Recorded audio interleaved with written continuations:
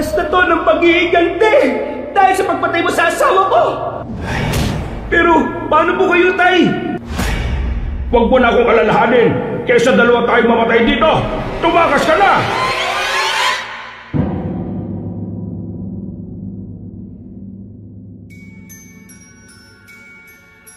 Ako ang inyong Lolo Pael. At ako naman si Kabanong. At ito ang aming kwento.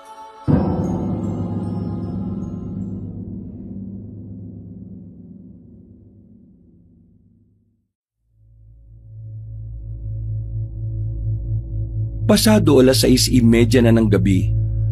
Napatingin ang 20 anyos na si Pepe sa di kalayuan matapos makita mula sa ulap ang pagguhit ng kidlat na sinundan ng dagundong ng kulog. Inililigpit niya ang mga upuan sa kubo niya para hindi mabasa. Tila nagbabadya kasi ang pagbuhos ng ulan. Habang ginagawa niya yon, ay eksakto namang sumilip ang edad 39 tatay ng binata sa pintuan.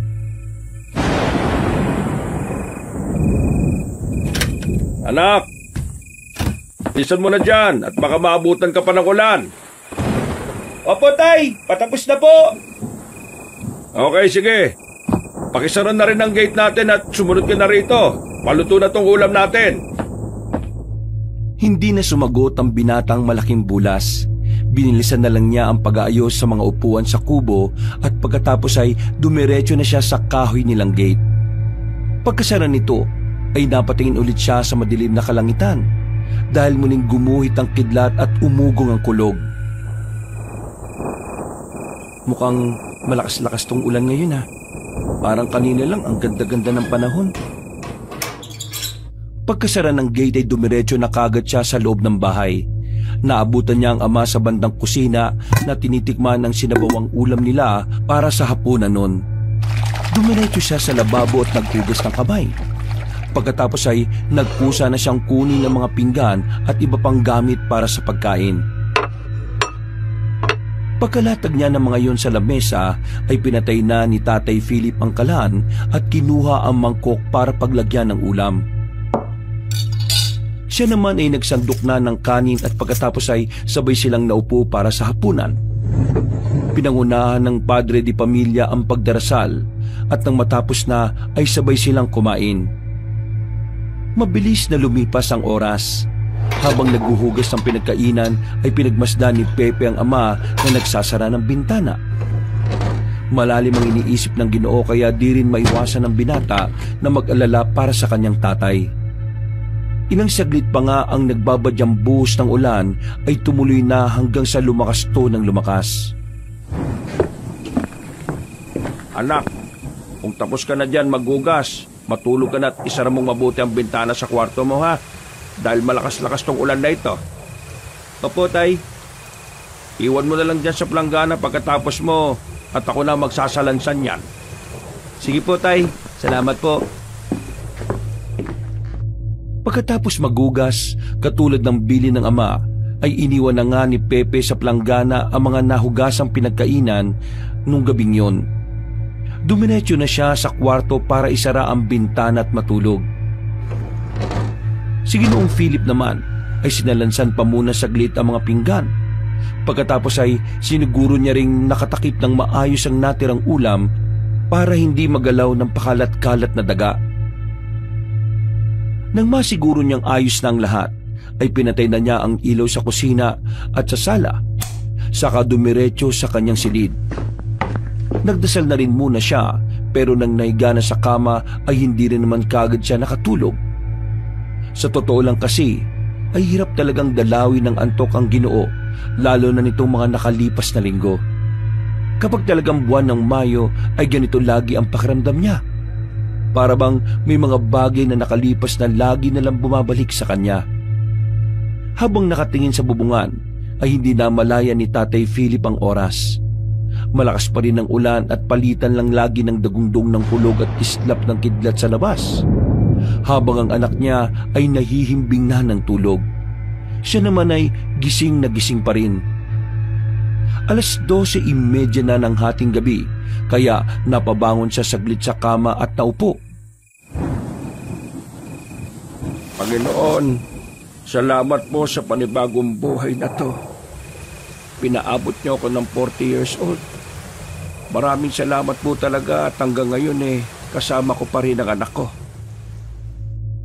Pagkatapos magpasalamat at dumulog ng panalangin, ay napabuntong hininga na lang ang Ginoo, habang patuloy na ninanamnam ang malakas na buhos ng ulan. Hinding-hindi niya malilimutan ang kanyang kaarawan sapagkat ito rin ang panahon kung saan siya iniwan ni Salvacion, ang nanay ni Pepe. 5 taong gulang pa lang noon ang batang lalaki, kaya hindi na rin yun masyadong naalala ang mga bagay-bagay patungkol dito. 15 years na rin palang nakalilipas. Humiga siya ulit at hindi sinasadyang napatingin sa frame ng may larawan nilang mag-anak. Nakapwesto kasi ang nasabing bagay sa maliit na tukador na nasa kanang bahagi ng nasabing kwarto. Pagkatapos tingnan ng larawan, ay bumaling siya sa maliit na orasang katabi ng picture frame. Muli tuloy siyang napapikit at napadasal sa Diyos. Panginoon, maraming salamat po talaga sa panibagong buhay na ipinagkaloob niyo sa akin. Naway, magkaroon pa ako ng marami pang kaarawan para sa kinabukasan ng aking anak. Sa iyo po ang kapurihan sa pangalan ng Diyos Ama, ng Diyos Anak, at ng Diyos Espiritu Santo. Amen. Pagkamulat ng mga mata, ay bigla na lang niyang naisipang tumayo at lumabas ng kwarto. Sinilip niya si Pepe sa kabilang silid at nang makita yon, ay kinumutan niya to saka nagtungo sa sala para doon magmuni-muni. Nagdesisyong makipag-iwalay noon si Mang Philip dahil sa pagiging sugarol at pagkalulong sa alak ng asawang si Salvacion. Minsan niya ring nahuli ang babae na may ibang lalaking kinakalantari. Napabayaan niya na rin noon ang kanilang anak dahil sa mga bisyo, kaya kahit masakit man ay tinapos na ng Ginoo ang lahat para sa kanilang dalawa. Magmula nang mawala si Aling Salvacion sa tahanan niya, ay naging malungkutin na rin siya. Hindi na rin ganun kasigla ang aura ng bahay at habang tumatagal ay tila ba nagdidilim ang presensya ng buong bakuran nila dahil sa mga enerhiyang dala ng pagkalugmok at kalungkutan. Mabuti na lang din, sa kabila ng mga pangyayaring yon, bukod sa Diyos, ay naging lakas niya ang nag-iisang anak na si Pepe. Bukod kasi sa napakabait na bata, ay napakamasayahin yon. Ni isang beses yata ay hindi niya nakitaan ng lungkot sa mga mata ang anak niya. Kahit pa nagkaroon na yon ng sapat na kamalayan sa mga bagay-bagay. Hindi naman kasi lingid kay Pepe ang paghiwalay ng mga magulang dahil hindi rin naman itinago yun ni Mang Philip. Sa kabila nun ay pareho silang umaasa na isang araw ay babalik si Aling Salvacion sa kanilang tahanan na punong-puno ng pagbabago. Matapos sumilip sa bintana sa sala, ay nagtungo ang Ginoo sa kusina at kinuha ang bote ng tuba na nasa isang cabinet. Palagi siyang may stock ng alak dahil iniinom niya ito kapag hindi makatulog. Ang alak din ang naging sandigan niya sa tuwing siya ay nakakaramdam na matinding kalungkutan sa buhay.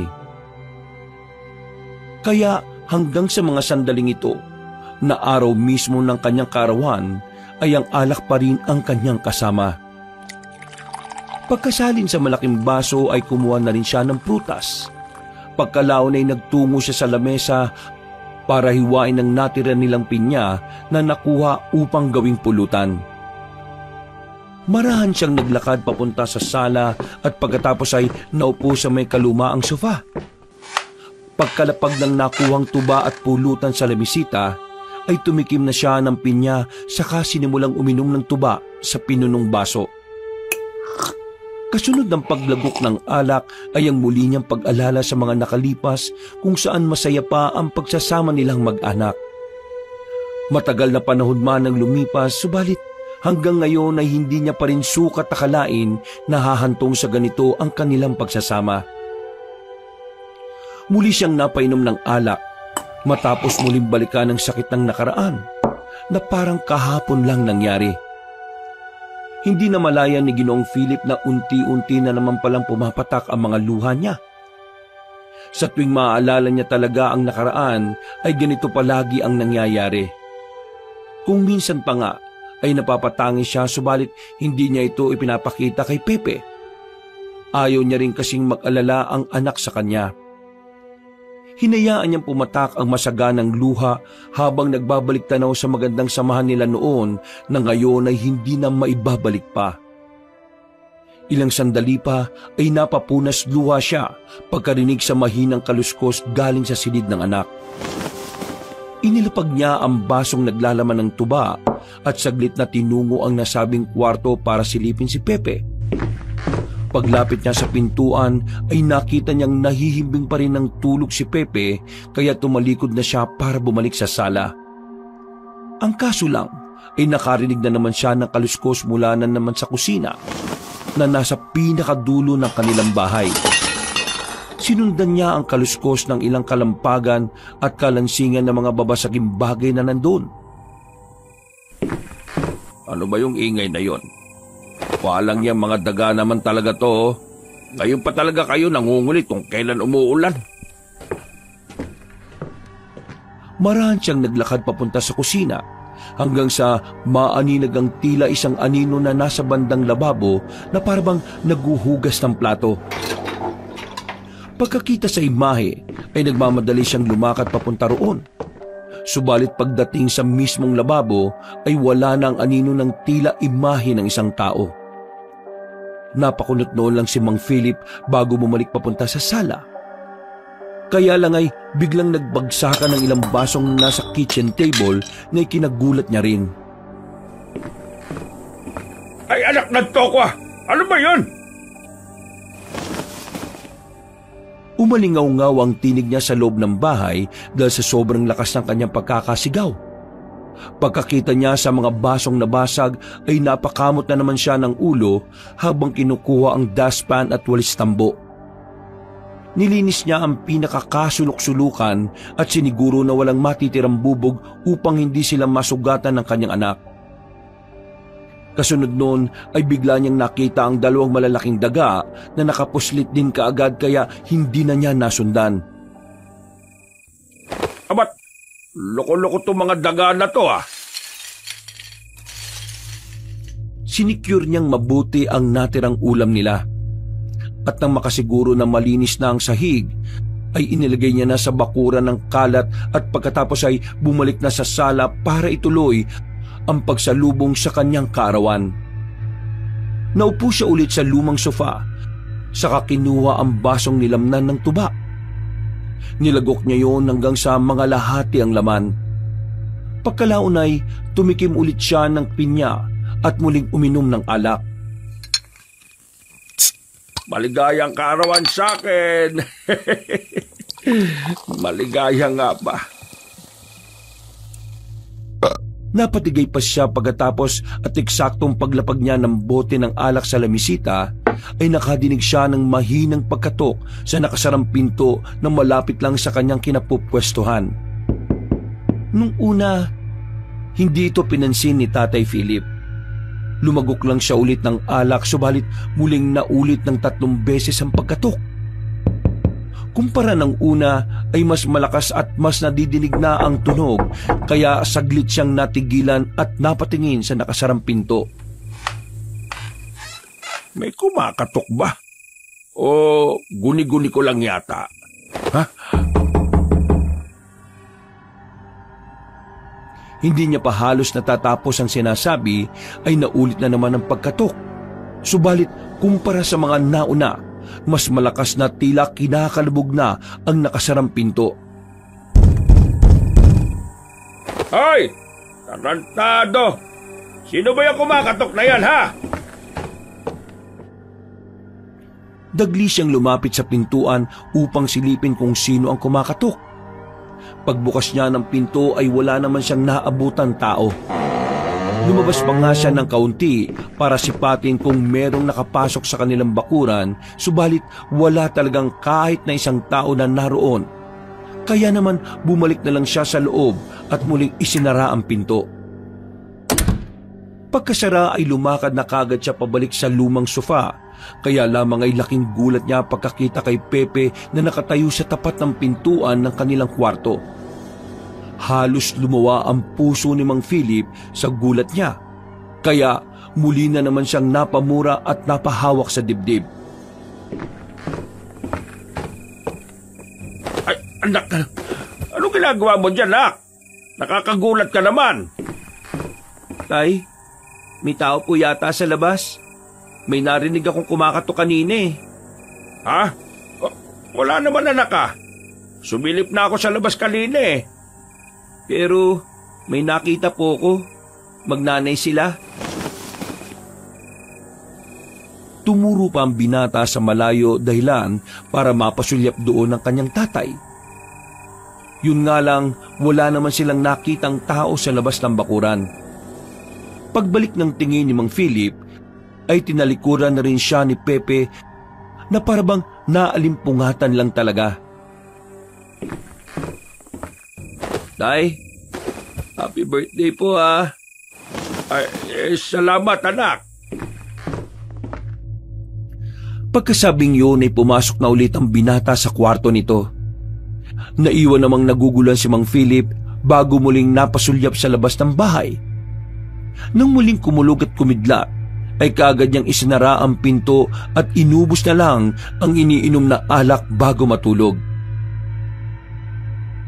Kinabukasan, napakunot na lang ng noo ang mag-ama matapos nilang maabutan ng natirang ulam kagabi.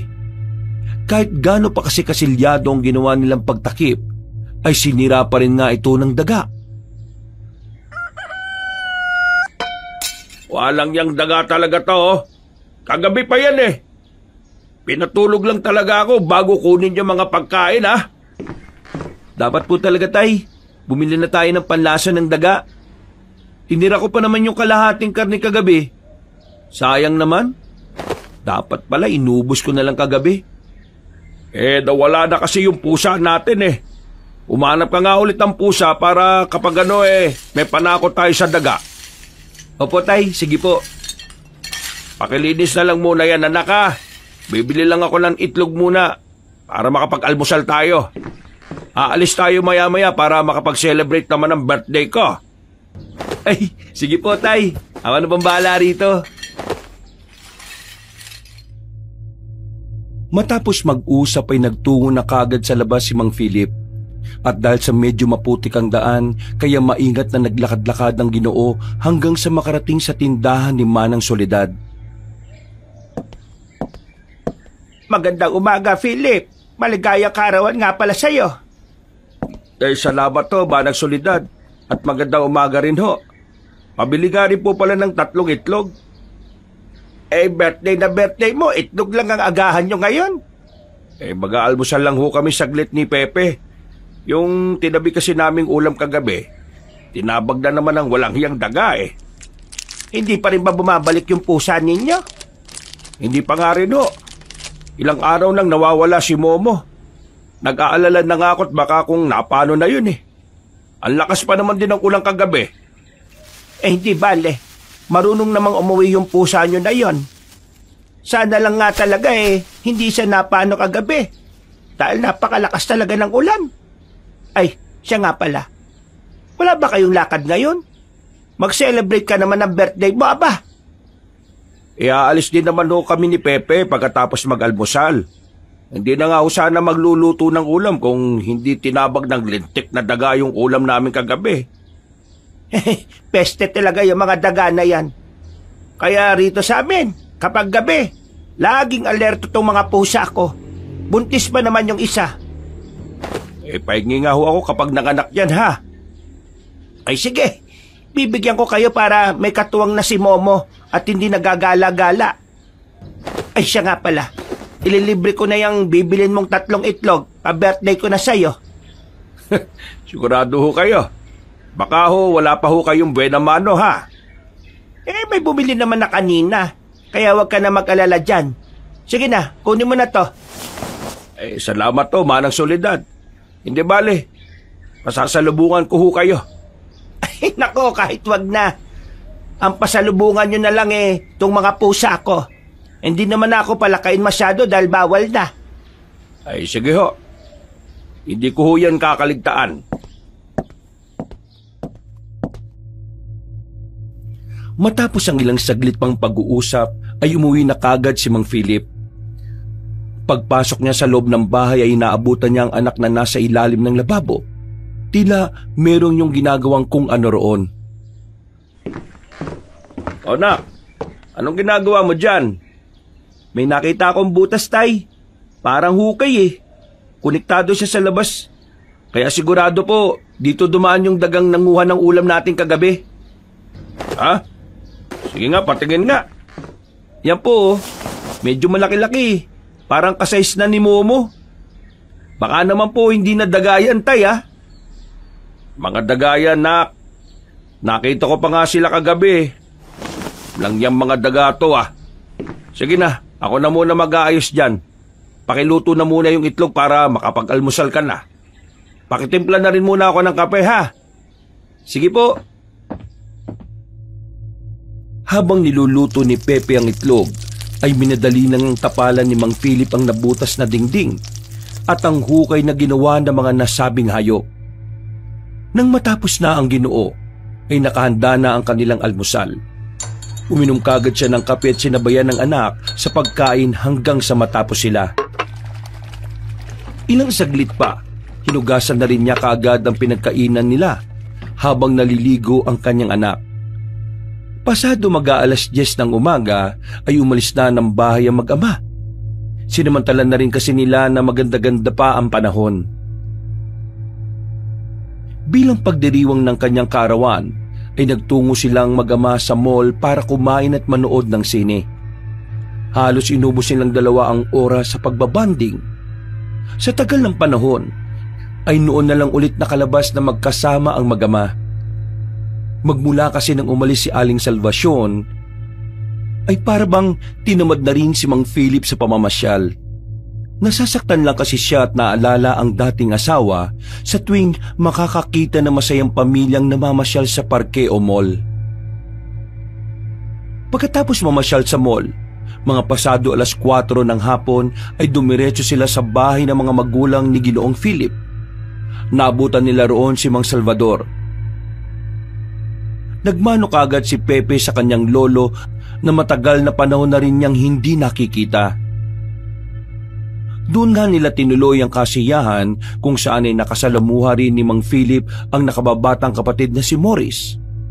Natuwa ang pamilya niya dahil matagal-tagal na rin silang hindi nakakadalaw doon.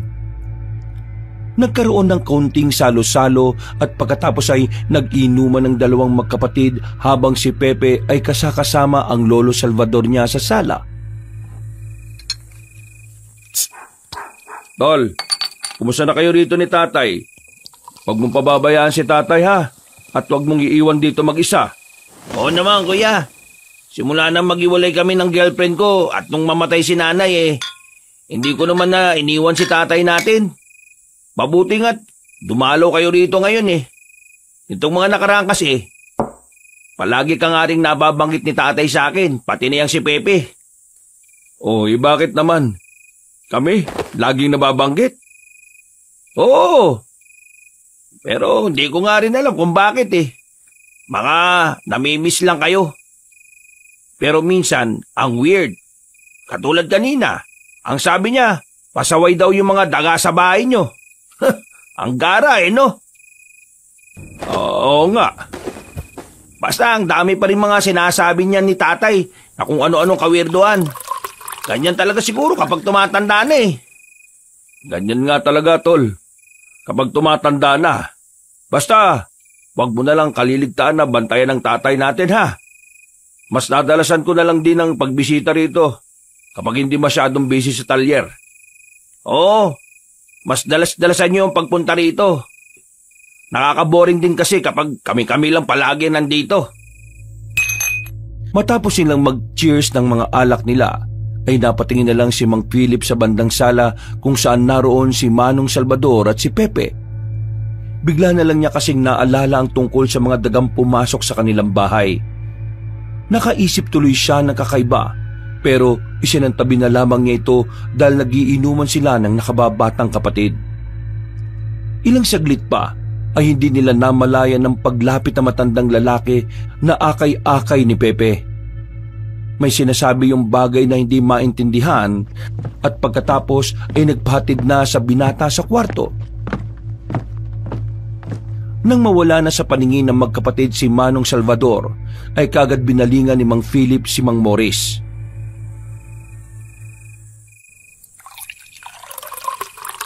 Ano yung sinasabi ni tatay?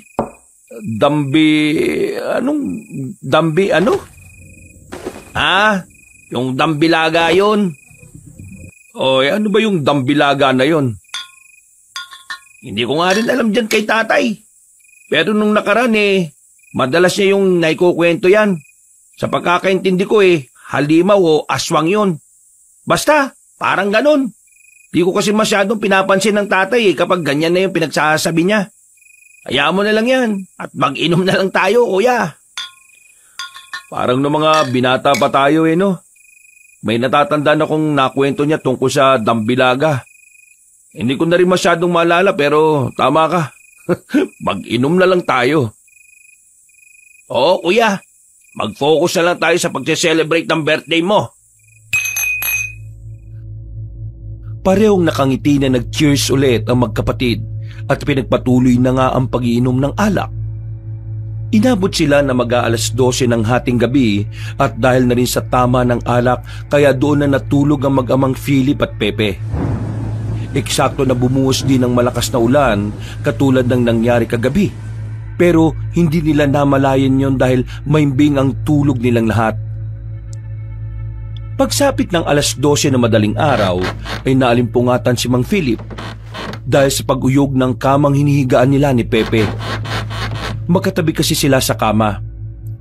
Humarap saglit ang Ginoo sa anak para i-check kung nagising ba yun.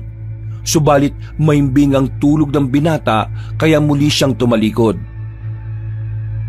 Maya-maya pa ay pumikit nang muli si Mang Philip para ipagpatuloy ang naudlot na tulog. Kaso lamang ay muli na namang umuyog ang kama, subalit sa pagkakataong yon ay hindi na niya pinansin ito hanggang sa makaramdam siya ng pagyapos. Hinayaan lang niya ang pagyakap na yon sa pag-aakalang kamay lang yon ni Pepe. Madalas kasi na yumayakap talaga yun sa kanya sa tuwing magkatabi silang natutulog. Happy birthday, Tay.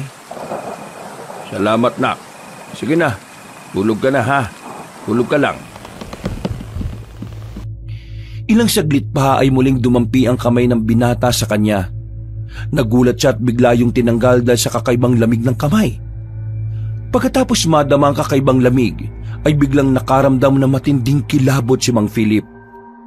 Mabilis na gumapang ang kilabot sa buo niyang katawan, kaya agad siyang napabalikwas bangon at muling humarap sa anak.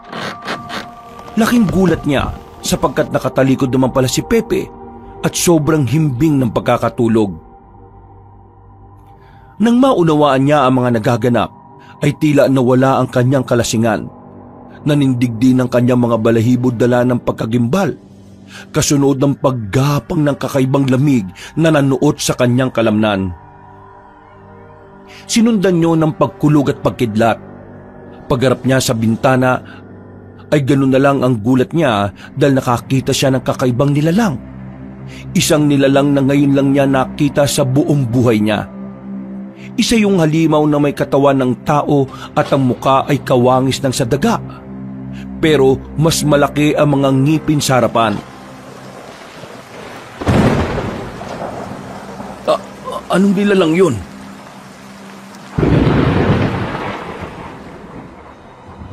Nang muling kumulog at gumuhit ang kidlat sa kalangitan, ay bigla na lamang yung naglaho na parang bula. Napayakap sa sarili si Mang Philip habang bumabalik sa higaan. Hindi na rin siya dinalo ng antok dahil sa nangyari, kaya minasdan niya lang ang anak na nahihimbing sa pagtulog habang iniisip ang kababalaghang nangyari. Isinandal niya na lang ang sarili sa dulo ng kama at nahiga ng kaunti habang nagmumuni-muni. Eksakto pagpatak ng alas 3 ng madaling araw habang ang mga mata niya ay aandap-andap na, ay muli na naman siyang napadilat matapos marinig ang mahihinang katok sa pinto mula sa labas ng kwartong kanilang tinutulugan. Napalingon siya roon, subalit nanatili lang sa kama at nakiramdam kung meron pa ulit kakatok. Hindi nga nagkamali si Mang Philip. Ilang segundo lang ang lumipas ay meron na namang kumakatok. Tay, tayo po ba yan? Tol, Maurice, ikaw ba yan? 3 beses na magkakasunod at kumpara sa una, mas malakas na ang tunog kaya dinig na niya na ito. Marahan siyang bumangon at lumapit sa nakasarang pinto. Nang bigla na namang may kumatok. Hindi na ordinaryo ang mga sumusunod na ingay dahil animo ay nagdadabog na ang kung sino mang nasa labas ng silid. Dahil sa mga kaganapang yon, ay nanumbalik tuloy sa kanya ang mga kaganapan nung pagsalubong ng kaarawan niya. Nang maisip niya yon, ay muli na namang sumilay ang kaba sa kanyang dibdib habang palapit sa pintuan.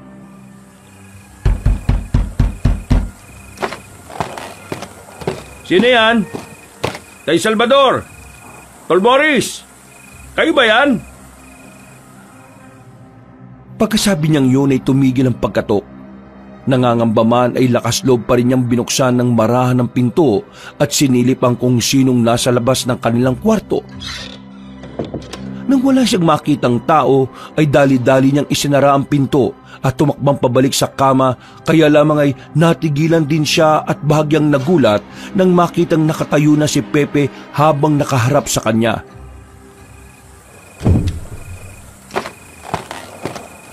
Oh, nak! Bakit ka nakatayo?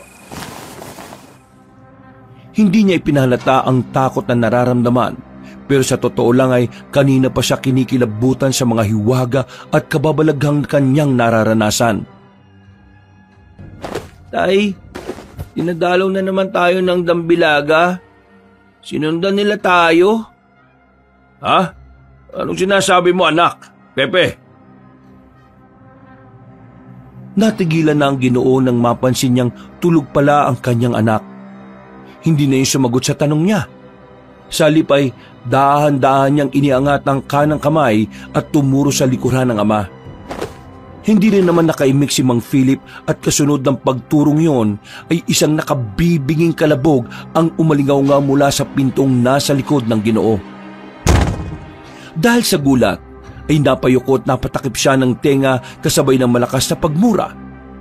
Nang lingunin niya ang anak ay pabalik na yon sa kama at muling nahiga. At mula sa labas, narinig niya ang mabibigat na yabag hanggang sa marinig na rin niya ang boses ng nakababatang kapatid. Anong ingay yun, kuya? Hindi ko nga rin alam eh. Natigilan na sila pareho nang makita si Manong Salvador sa pintuan ng kwarto nito na nakatingin lang sa kanila. May sinasabi nga ang matandang lalaki tungkol sa Dambilaga at pagkatapos ay hinatid na lang yun ni Ginoong Morris at pinatulog. Samantala, nang nasa kama na si Tatay Philip, ay para pa rin siyang lutang sa kakaisip. Hindi niya kasi ma-imagine ang mga sinabi ng anak kanina tungkol sa Dambilaga. Pinoproseso pa rin ng utak niya ang tungkol sa nakita kanina sa labas ng bintana. At wala talaga siyang ideya sa mga nangyari. Bigla na lang niya tuloy na alala ang mga sinabi ni Pepe kanina habang tumuturo sa likuran niya at bago marinig ang nakabibiging ingay. Tay, dinadalaw na naman tayo ng Dambilaga. Sinundan nila tayo. Anak ng toko ah. Ano ba yung Dambilaga na yon?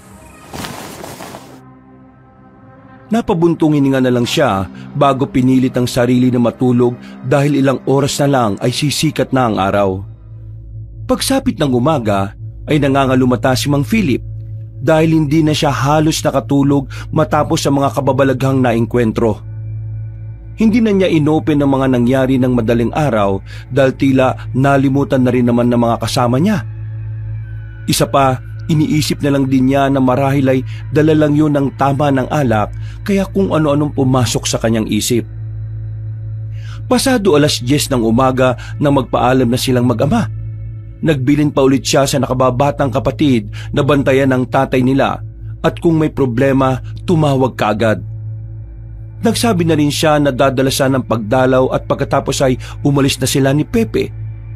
Tanghali na nang makauwi ang mag-ama sa kanilang bahay at bago pumasok ng bakuran ay nakausap pa ni Ma'am Philip si Manang Soledad.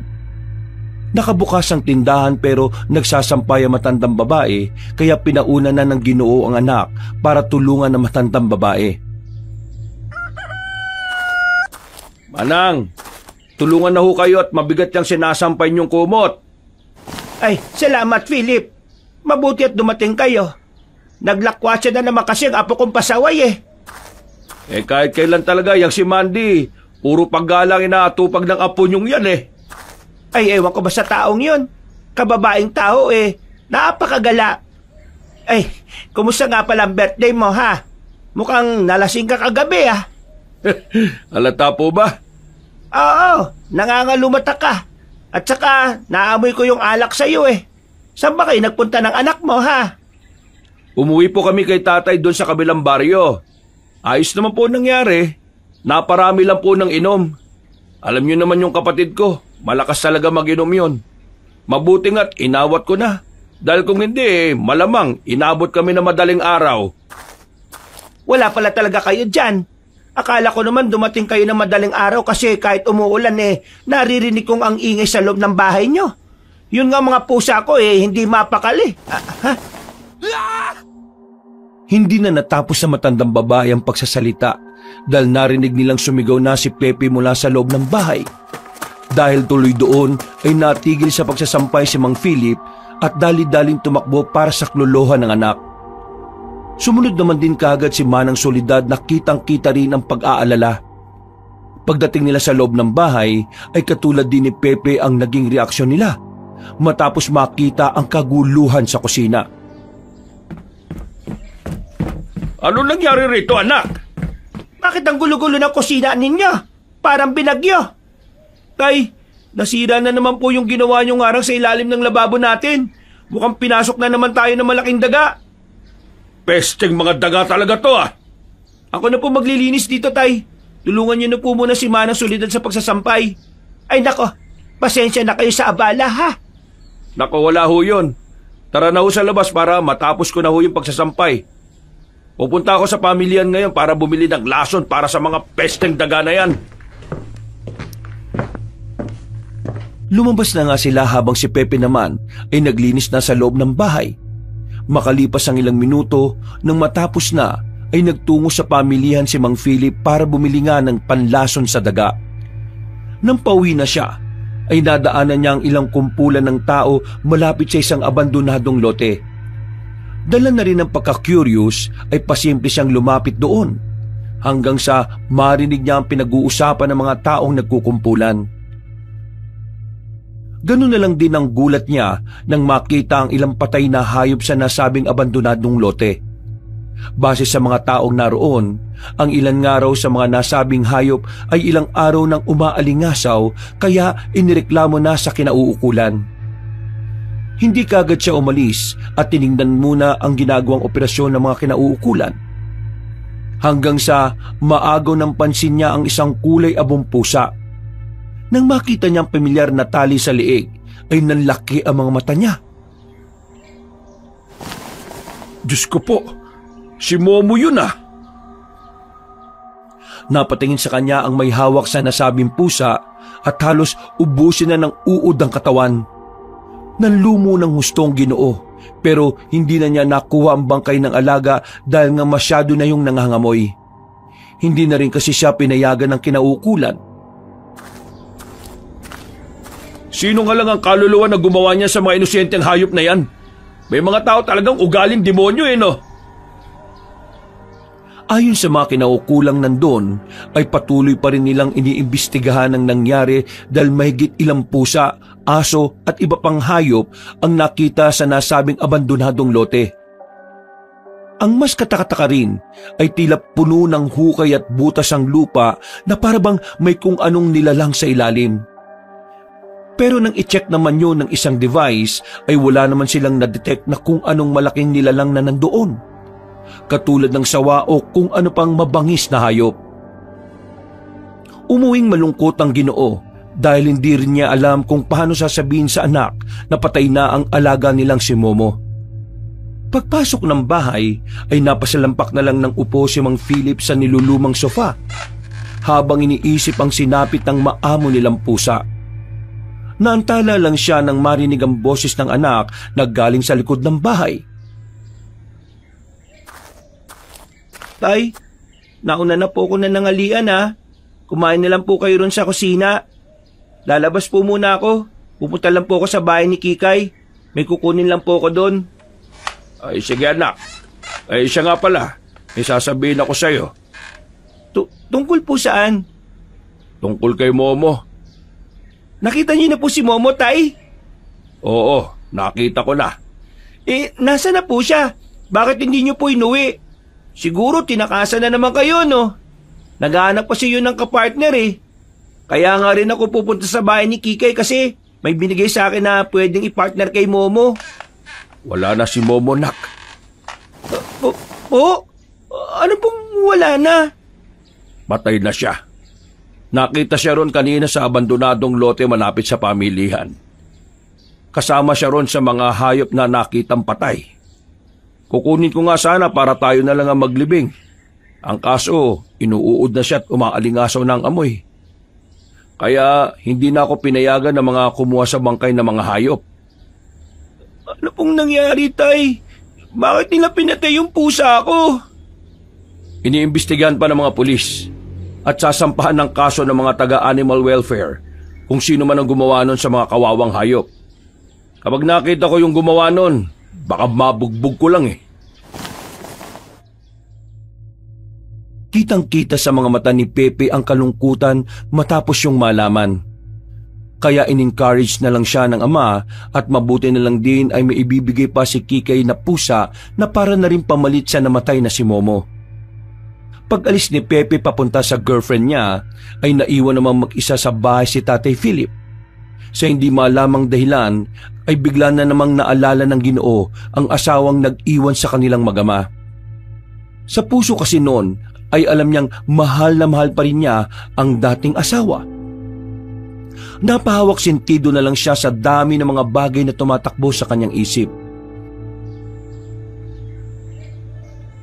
Ano ba itong nangyayari sa akin? Bakit hanggang ngayon sumasagi-sagi pa rin sa isip ko si Salvacion? Asang-asa pa rin ba ako sa kanya? Nilibang-libang na lang niya ang sarili hanggang sa makatulog siya. Pagsapit ng 4:00 ng hapon ay nagising siya dahil sa malakas na kulog. Pagbangon niya ay napasilip kagad siya sa bintana kung saan ay nakita niyang gumuguhit na naman ang kidlat sa kalangitan. Ay nako, mukhang uulan na naman ng malakas ah. Tag-ulan na nga ba talaga? Nasaan na kaya si Pepe? Baka maabutan pa ng ulan yun ah. Ha? Natigilan na siya nang mula sa kinaroroonan ay nakita niya si Manang Soledad na nagkukumahog sa pagtanggal ng kanilang sinampay. Wala pa rin katulong na apo ang matandang babae kaya lumabas siya ng bahay at tinulungan yun. Nagpasalamat naman kagad yun sa kanya bago pumasok ng bahay dahil meron nang nabili sa kanilang tindahan. Pagbalik ni Mang Philip sa loob ng bahay ay biglang kumalam ang kanyang sikmura. Doon niya lang din tuloy napagtanto na hindi pala siya nananghalian kaya dali-dali siyang nagtungo sa kusina. Eksakto sa pagdating doon ay nakita niyang isang dambuhalang daga. Nagulat siya dahil halos kasing laki na yun ng alaga nilang pusa na si Momo. Napatras pa nga siya dahil sa matinding pagkagulat. Minasdan niya ring mabuti at nang masiguro na malaking daga nga yun ay dali-dali niyang binugaw. Ba't gagong daga ka? Ang laki-laki mo pala! Yari ka sa akin kapag nahuli kita ngayon! Mabilis na sumiksik ang dambuhalang daga sa ilalim ng lababo pero hinabol niya yon habang gumagawa ng butas para makalabas. Naging maingat din siya dahil mas delikado ring makagat ng ganoon kalaking daga. Nang makita niyang malapit nang makalusot sa kabilang daan ng nasabing hayop, ay dali-dali siyang umisip ng paraan. Kinuha niya ang lumang malaking kaldero na nasa ilalim lang din ng lababo at yon ang ginamit niyang panghuli. Pagkalusot ng dambuhalang daga, ay sinalo niya kagad to ng lumang malaking kaldero bago yun isara. Nagkawag-kawag pa ang nasabing hayop, kaya tinakpan niya ng malaking bato ang ibabaw. Ano? Akala mo makakatakas ka ba sa akin, hinayupa ka? Iisipin ko pa kung paano kita papatayin sa panggugulong ginawa mo rito sa bahay ko! Matapos niya yung sabihin ay mas lalong nagwala sa loob ng kaldero ang dambuhalang daga. Napaismid lang si Mang Philip dahil parabang naintindihan siya ng nasabing hayop sa mga sinasabi nito. Makalipas ang ilang oras, pagdating ni Pepe kasama si Kikay at ng bagong pusang puti, sinabi nga kagad ng Ginoo na nahuli niya ang dambuhalang daga na nananatili pa ring nakakulong sa nasabing kaldero. Hindi kayo maniniwala. Halos kasing laki ni Momo yung dagang nandyan. Talaga po, Tay? Oo. Kaya wag mong bubuksan o aalisin yung malaking bato na nakatakip dyan sa lumang kaldero, ha? Baka makatakas na naman eh. Iisipin ko pa kung anong gagawin sa hinayupak na daga na yan. Bakit di na lang natin pakuluan, Tay? O ilaga? Total, nasa kaldero na naman yan eh. Iniisip ko nga rin yan eh. Nagulat silang tatlo at napatingin sa kaldero dahil nagsimula na namang magwala ang dambuhalang daga na nasa loob. Kaya ang ginawa ni Mang Philip ay siniguro niyang hindi na nga makakawala ang hayop na nandun. Lumalaban-laban pa yung hayop na ito, ah. Mamaya ka lang matutusta ka. Sinisiguro ko sa'yo.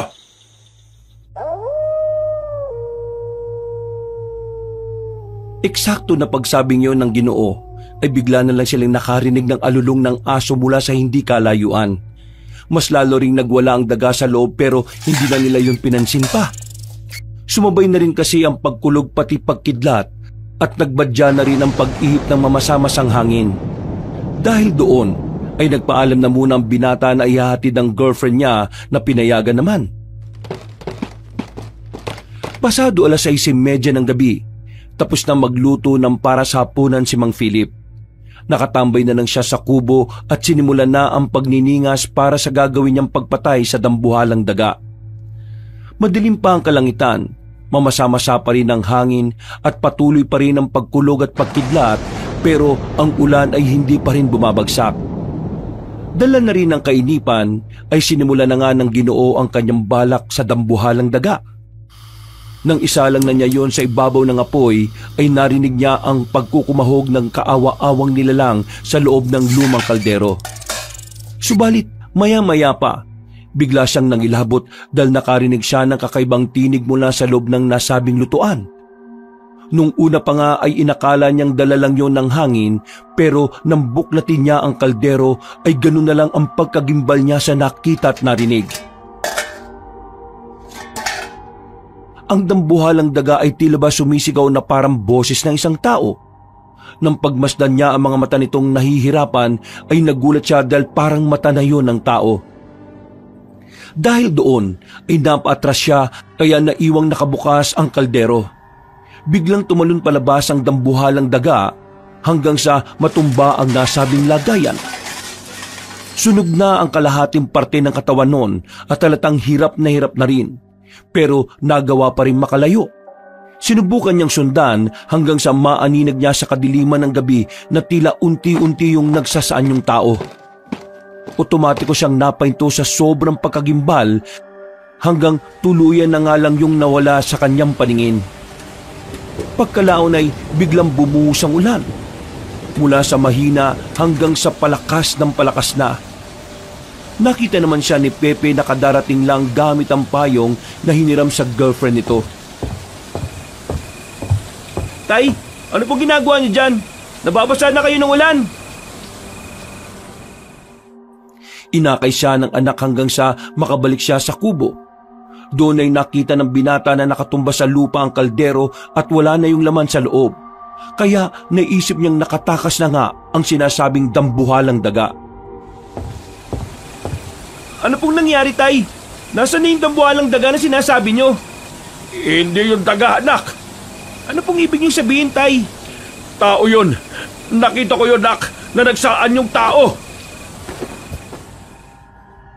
Pagkasabi noon ng Ginoo, ay bigla na lang siyang nilamig na matindi. Naramdaman niya ang pangangatog ng katawan at pakiwari niya ay tila ba may nagmamasid sa kanya mula sa kung saan. Gumapang ang kilabot na yon hanggang sa marating nito ang pinakatuktok ng kanyang isipan. Para tuloy siyang napuno ng hangin sa utak hanggang sa namalaya na lang niya ang sarili na natumba na. Ang huli niyang natatandaan ay ang boses ng anak niyang sumisigaw at tumingi ng tulong kay Manang Soledad hanggang sa tuluyan na siyang mawalhan ng malay tao. Nagising siya dahil sa malakas na pagdagundong ng kulog at pagguhit ng kidlat sa kalangitan. Nang igala niya ang tingin ay nakita niyang nasa isang tabi si Manang Soledad habang pinupunasan siya ng maligamgam na tubig sa braso. Meron din basang bimpo na nakalagay sa noo niya na kaagad niyang hinawakan.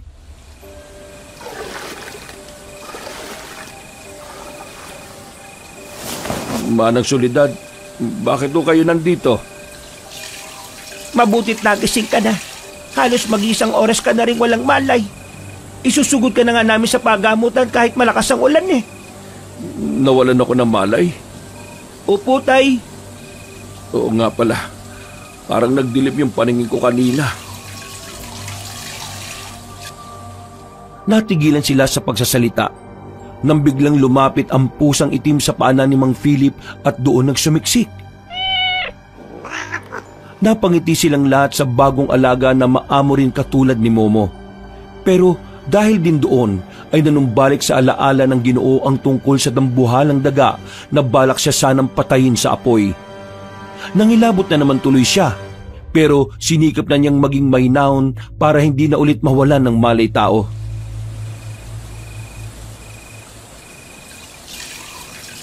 May sinasabi tong si Pepe kanina. Totoo ba yon? Yung tungkol sa dambuhalang daga na nahuli mo? Oo, Manang Soledad. Palagay ko ho, hindi yun ordinaryong daga eh. Posible ho bang may ganong klase ng nilalang na nagiging malaking daga? Isa yung dambilaga. Dambilaga? Isa yung klase ng sinaunang aswang dito sa probinsya natin. Hindi ba yun naikwento ng mga magulang nyo sa inyo noon? Meron nga ho kung natatandaan na naikwento noon ni tatay nung binata pa ako. Pero hindi ko na masyadong maalala ang detalye. Ano po ba yung dambilaga, Manang Soledad? Katulad nga ng sinabi ko kanina, ang mga dambilaga ay isang uri ng sinaunang aswang. Meron silang katawan ng tao at ang muka ay kawangis ng sa daga. Pero mas malalaki ang kanilang mga ngipin sa harapan. Tinawag silang dambilaga dahil sa dalawang bagay. Una, ang pamamaraan ng pag-atake nila sa biktima o kaaway ay pagdamba. Sa oras na madambahan ka nila, sinisiguro nilang hindi ka na makakawala dahil pinanglilingkis nila ang mahabang buntot. Pangalawa, meron silang espesyal na laway na kapag natuyo ay parang sapot ng gagamba. Pero minsan lang nila itong gawin dahil malakas makakonsumo sa kanilang lakas. Ginagamit lang nila ito kung talagang kinakailangan. Matapos marinig ni Mang Philip ang mga sinabi ng matandang babae, bigla na lang sumagi sa isip niya ang nakita noong gabi na natulog sila ni Pepe sa bahay ng kanyang ama. Doon nga niya nakita ang nasabing dambilaga sa bintana. Kinakabahan man, ay hindi na lang niya ipinahalata sa mga kasama ang takot na nararamdaman. Kung nabuhay ang dambilaga na yon, siguradong babalikan kanya kaya mag-iingat ka. Pepe, maglagay ka ng asin sa bawat sulok ng bahay ninyo, sa bintana at saka sa pinto na rin. Magkalat ka rin ng mga piraso ng walis tingting dahil pantabo yon sa mga masasamang elemento. Sige po, Manang Soledad. Ikaw naman, Philip. Hanggat maaari ay huwag ka munang maglalalayo. Lalo na kapag kumagat na ang dilim. Bukas na bukas din ay manghihingi ako ng pangontra sa kakilala kong si Froilan para mailayo kayong magtatay sa panganib. Lubhang mapagiganti pa naman ng mga dambilaga. Huwag ko kayong mag-alala. Hindi ako papayag na may gawing masama ang hayop na dambilaga na yun sa aming mag-ama. Huwag ka magsalita ng tapos, Philip. Mas mainam ang maging maingat lalo na ngayong tila nagbabalik na naman sila rito sa probinsya. Ano ang ibig niyong sabihin?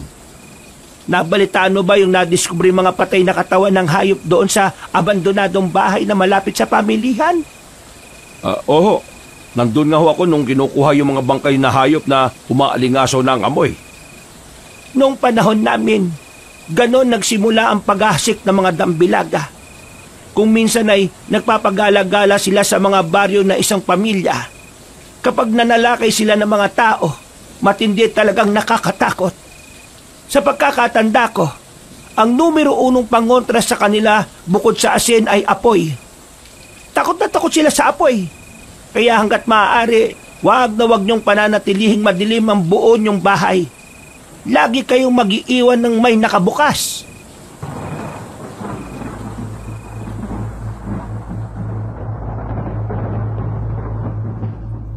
Hindi na natapos na matandang babae ang pagsasalita dahil pagkatapos ng malakas na kulog at kidlat ay bigla na namang nawalan ng kuryente. Sa katunayan ay sanay na naman sila sa ganong sistema sa kanilang lugar. Kahit naman kasi hindi umuulan, ay madalas talagang nawawalan ng kuryente sa kanilang baryo. Dahil doon ay kaagad nagsindi si Pepe ng gasera na iniwan niya sa kusina.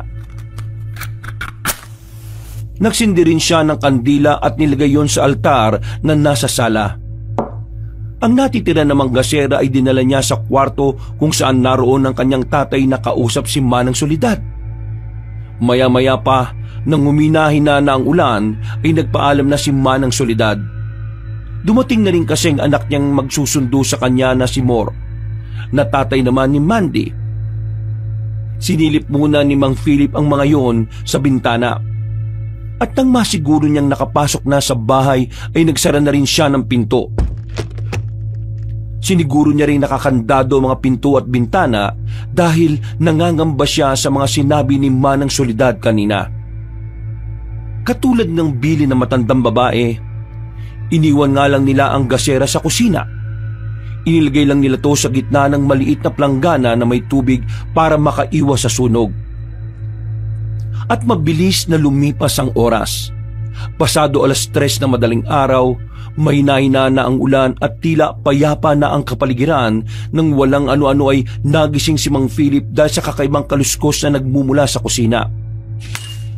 Alerto siyang bumangon at kaagad niyang kinuha ang mahabang itak na matagal nang nakatago sa ilalim ng kanyang kama. Marahan siyang sumilip mula sa pintuan ng kwarto. Pinagmasdan niya mula roon kung anong meron sa kusina pero wala naman siyang nakikita sa mga aninong galing sa gasera. Walang yan dambilaga to ah. Ang lakas talaga ng loob na bumalik pa. Pero paano siya nakapasok? Sabi ni Manang Soledad kapag naglagay kami ng mga asin sa bawat sulok ng bahay talo na sa bintana at pinto, hindi sila makakapasok. Huminga siya ng malalim at marahang nagtungo sa kusina para siguraduhin kung sino ang nandun hanggang sa may mahagip siyang anino. Ganun na lang ang gulat niya nang makita si Pepe na nagsasandok ng makakain sa kaldero. Kamuntikan pang mabitiwan ng binata ang mangkok na hawak dahil nagulat din siya pagkakita sa ama. Sabi naman kayo, tay, para kayong aswang dyan na nagtatago. Ikaw ka mo yon. Akala ko dambilaga ka na eh. Dambilaga? Mukha ba akong daga? Nagutom lang po ako kasi hindi pala ako nakapagapunan kagabi. Nawala pong bigla sa isip ko. Ha? Natigilan ang binata dahil narinig nilang kumalam din ang sikmuran ng kanyang ama. Matapos silang mapatingin sa tiyan ng Ginoo, ay nagtawanan na lang sila hanggang sa sabay ng kumain ng para sa apunan. Pareho pala kasi silang hindi nakakain kagabi dahil sa nangyari. Habang kumakain, ay napagkwentuhan na nga rin muna nila saglit ang tungkol sa mga nangyari. Hanggang sa maya-maya lang din ay lumapit na ang pusang puti at umamo-amo sa mga paan nila. Pinakain din nila to hanggang sa pare-pareho silang mabusog. Pasado 4:30 na madaling araw ay nagpa siyang matulog ulit ang mag-aama. Dahil muli na namang bumuhos ang ulan pero hindi na to ganun kalakas. Wala na rin kulog at mga kidlat kaya mahimbing silang nakatulog. Kinabukasan ay maganda ang gising ng mga taga-baryo dahil sa nakaka-relax na ulan nung gabi. Pero isang nakakagulat na balita ang bumungad sa kanila dahil may nakitang patay sa mismong tapat ng abandonadong lote malapit sa pamilihan. Papunta na si Mang Philip sa talyer nang mapadaan siya sa gawing yon. Inihinto niya kagad ang bisikleta sa pag-aakalang meron na namang patay na mga hayop na natagpuan. Nang makita niya ang paa ng nasabing bangkay na nakasandal sa nilulubot na pader ay ganun na lang ang gulat niya. Ang kalahati kasi ng katawan noon ay sunog na sunog kaya naman bigla niyang naalala ang ginawa niya sa Dambilaga.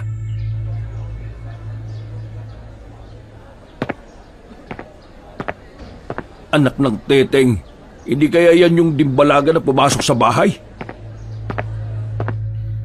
Lalapitan na sana niya ang nasabing bangkay pero pinigilan siya ng mga kinauukulan na naroon na rin. Sinipat-sipat niya lang sa malayo hanggang sa magtama ang mga mata nila. Dilat ang mga mata ng nasabing bangkay kaya naman nasiguro niyang ito nga talaga ang Dambilaga na niluto niya sa kaldero. Siya nga yun. Napatay ko yung Dambilaga. Diyos ko po, nakapatay ako ng aswang. Hindi niya alam kung ano ang mararamdaman niya habang nakatingin sa nasabing bangkay. Sa mga oras kasi na yon ay hindi aswang o Dambilaga ang tingin niya kundi isang inosenteng tao na namatay ng walang kalaban-laban. Bigla na lang tuloy umusbong ang kaba sa kanyang dibdib. At nang maramdaman niyang tila maubusan na naman siya ng hangin dahil sa matinding tensyon ay dali-dali siyang umalis sa lugar na yon. Sa sobrang pagmamadali ay kamuntikan pa siyang makasagasa ng inosenteng tao na nakikiosyoso lang din sa lugar. Dahil sa nerbiyos ay hindi na muna siya tumuloy sa talyer. Umuwi muna siya ng bahay at nang nasa tapat na ng kanilang gate ay nakita naman siya ni Manang Soledad na kabubukas lang ng tindahan. Philip! Wala ka bang pasok ngayon sa talyer? Bakit ka umuwi kagad? Manang Soledad, di ho kayo maniniwala si babalita ko. Bakit? Ano ba nangyari? Yung bakanting lote na nakitaan ng mga patay na katawan ng hayop. May nakitang patay ngayon doon. Kinuha na nga ng mga pulis. Sunugo yung kalahating katawan ng malaking lalaki. Anong ibig sabihin nun? Hindi ako po pwede magkamali. Hindi ko malilimutan yung mata ng Dambilagang yon. Siya yung Dambilaga na ininit ko sa kaldero kagabi. Naka! Diyos ko pa! Natutup na matandang ginang ang kanyang bibig sa pagkagulat. Pagkatapos ay dali-dali niyang inaya sa loob ng bahay si Philip.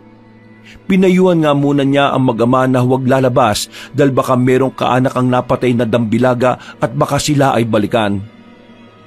Pagkatapos noon ay pinabantay na muna ni Manang Soledad ang tindahan sa apo dahil kailangan niya magpunta sa kaibigang albularyong si Ka Froilan. Dahil malayo-layo ang baryong kinaroroonan ng nasabing matandang ginoong albularyo, kaya ilang oras din na nagbiyahe si Aling Soledad. Gusto man siyang samahan ng mag-ama ay pinagbawalan sila dahil nga baka masundan ng nasabing Dambilaga. Lumipas sa maghapon na mag-ama na nasa loob lang sila ng bakuran. At katulad ng bilin sa kanila, naglagay sila ng mga asin. Nagkalat na mga tingting at nagsunod ng goma sa bakuran para hindi mapasok ng kaanak ng Dambilagang napatay ni Mang Philip. Bumuhos na naman ang ulan at sa pagkakataong yon hindi na kumikidlat pero malakas pa rin ang hanging hatid nito. Tay, sumilip ako sa bintana ng kwarto ko. Tiningnan ko yung tao sa tindahan. Parang wala pa rin po si Manang Soledad. Anong oras na po? Nakakapag-alala. Anak, huwag ka na muna mag-isip ng kung ano-ano dyan. Malamang matagalan yon dahil umulan. Alam mo namang medyo bumabaha ng kaunti sa ilang parte ng probinsya kapag ganitong kalakas ang ulan eh. Isa pa, maputik kaya malamang din kung sinasakyan nila ay pahinto-hinto. Lalo na yung papasok sa baryo natin. Dapat po kasi tay, sinamanan natin si Manang Soledad eh. Wala tayong magagawa, anak. Nakita mo naman kung paano ko ipagpilitan kanina yun na sumama. Pero hindi nga daw po pwedeng pumunta sa lugar nung Kafroilan na yon. Yung mga ibang tao, paliban sa mga kalapit lang niya, katulad ni Manang. Kaysa matakot at mag-alala ka ng mag-alala dyan, ipagdasal mo na lang na makauwi siya ng ligtas. Opo tay, sige po. Sa gitna ng malakas na buhos ng ulan, ay naghintay nga lang ang mag-ama sa loob ng kanilang bahay. Natapos na ang hapunan at mas lumalim pa ang gabi. Habang nakadungaw si Pepe sa bintana ay nakita na rin niya ang pagsasara ng tindahan ni Aling Soledad. Mas lalo tuloy siyang nag-alala dahil hanggang ngayon ay wala pa rin ang matandang babae.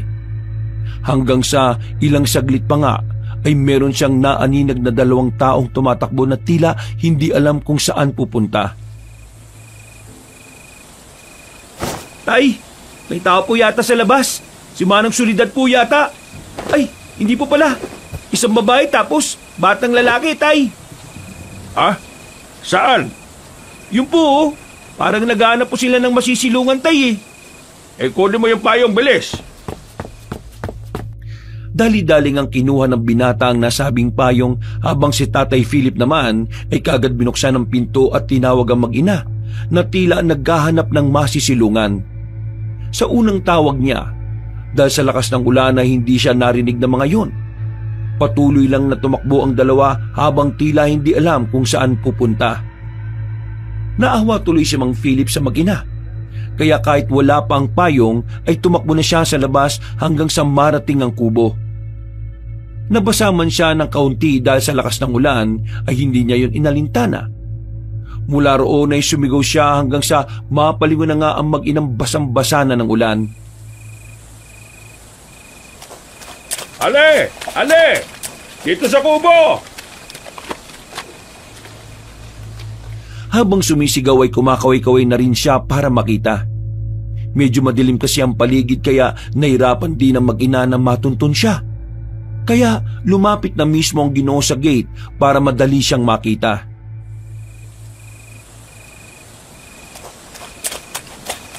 Saan kayo pupunta? Malakas ang ulan, bakit kayo tumatakbo? Ako si Rosana at ito ang anak kong si Rosel. Naligo na yata kami at hindi na namin alam kung saan kami pupunta. Pasensya na. Pwede bang makituloy muna kami kahit na hanggang tumila lang ang ulan? Pumasok kayo. Madali kayo. Dahil nilalamig na yata ng gusto yung anak mo. Maraming salamat po.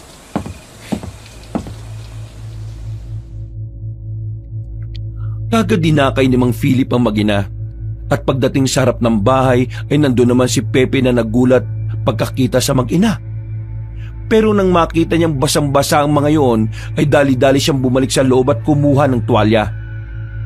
Kagad niyang binigay ang tuwalya sa mag-ina at sinamahan pa niya ang dalawa sa banyo para parehong makapagbihis.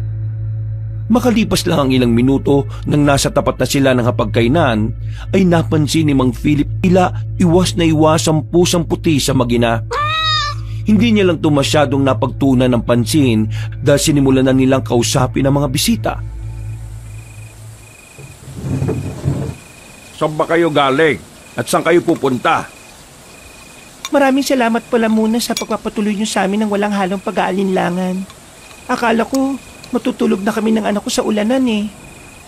Walang anuman. Mabuti na lang at nakita kayo ng anak ko kanina kasi may hinihintay din kaming dumating. Pasensya na kung nakaabala pa kami sa inyo. Huwag kayong mag-alala. Kapag tila ng ulan, aalis din kami kagad. Pupuntahan kasi namin yung asawa ko pero niloko kami ng tricycle driver at ibinaba sa maling lugar eh. Nasa kabilang baryo pala dapat kami pupunta. Ganun ba? Nakilala niyo ba yung tricycle driver? Huwag kayong mag-alala. Dahil bukas pupunta ako rin sa terminal para alamin kung sinong gumawa nito sa inyo. Sa ngayon dito na muna kayo magpalipas ng gabi. Tama po si tatay. Doon na lang kayo matulog sa kwarto ko. Nalinis ko na rin naman po yun eh. Ayos lang po ba yun sa inyo? Ha? Ikaw, Rosel? Pasensya na pero hindi nakakapagsalita ang anak ko. Simula nang pinanganak siya, pipi na siya. Pero huwag ka mag-alala dahil malinaw naman ang pandinig niya at naiintindihan niya sinasabi mo. Salamat sa kabaitan niyo, Mang Philip, Pepe. Walang anuman. Basta magpakabusog lang kayo dyan ha. At huwag kayong mag-alala. Makakatulog kayo rito ng mahimbing sa bahay namin. At sisiguraduhin kong walang mangyayaring masama sa inyo rito. Maraming salamat ulit sa pagpapatuloy niyo. Sa damit at sa pagkain. Pagkatapos ng saglit na pag-uusap ay iniwan na muna sila ng mag-ama. Maya-maya pa nang matapos na sa pagkain ng mag-ina ay nagpresenta na si Aling Rosana na maghugas ng mga pinagkainan. Ang 13 anyos na si Rosel naman ay nagtungo na sa silid ng tutulugan nila. Habang nasa sala si Mang Philip at nagsasara ng bintana ay napansin niya ang batang lalaki mula sa silid. Seryoso lang yon na nakatingin sa labas hanggang sa bigla na lang nagpakawala ng makahulugang ngiti. Napakamot ng noo ang Ginoo at lalapitan niya sana ang bata para tanungin kung bakit yon ngumingiting mag-isa. Pero nagulat siya dahil bigla na lang tumakbo palabas ng kwarto ang pusang puti. Takot na takot ito na pumasok sa kabilang kwarto. Nang muli niyang ibinaling ang tingin kay Rosel, ay nag-aayos na yun ng higaan na parang inosenteng bata. Napabuntong hininga na lang siya at pagkatapos ay bumalik na sa ginagawang pagsara ng bintana. Tay, pupunta pa po ba kayo kay Manang Soledad? Parang wala pa rin sila oh. Dito na lang muna ako sa sala matutulog anak. Para kung sakaling dumating sila makita ko rin kaagad. Ikaw na lang muna matulog sa kwarto ko. Kailangan niyo po ba ng unan at kumot? Ayos na ito anak. Sige na, matulog ka na rin. Sige po tay.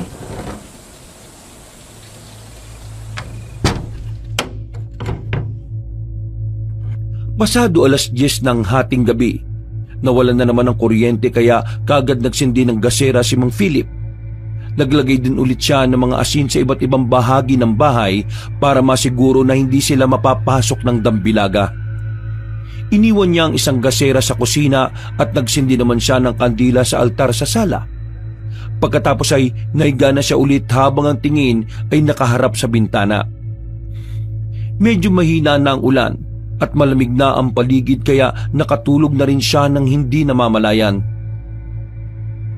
Makalipas ang ilang oras, matapos makarinig ng mga kaluskos at yabag ay inaantok pang bumangon sa nilulumang sofa si Mang Philip at tinungo ang kusina para makita kung sino ang gumagawa ng ingay.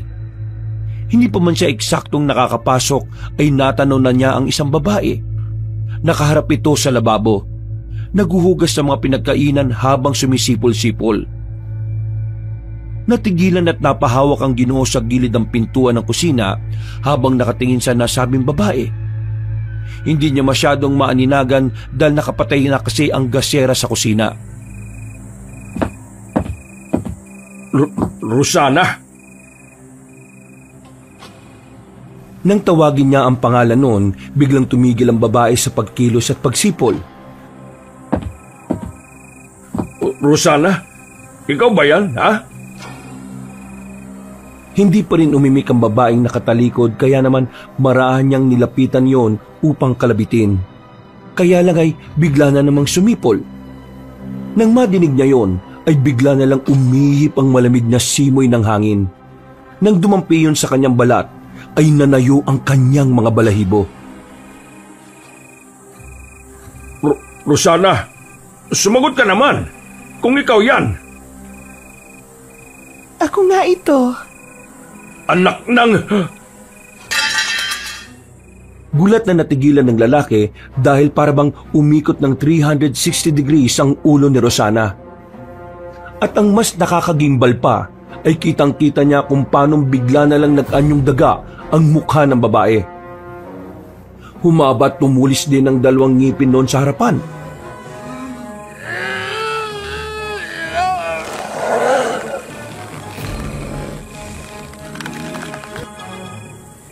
Nagulat ka ba, ha? Isa kang dambilagan? Pero, teka, ano nakapasok ang dambilaga sa bahay namin? Naglagay kami ng mga asin sa bawat kanto ng bahay, pati na sa mga bintana at pinto. Paano nangyari yon? Hindi ako nagtataka kung bakit maraming tao ang napapahamak sa mga aswang. Wala kayong kaalam-alam na sa oras na maimbitahan nyo ang kahit na sinong aswang na pumasok sa inyong bahay, lahat ng mga pangontra sa loob ng bahay na yon ay mawawala ng bisa. Ibig sabihin, kahit isang sakong asin pa ang ilagay mo sa pinto o bintana ng bahay mo, dahil naimbitahan mo kami na pumasok, wala na kayong magagawa.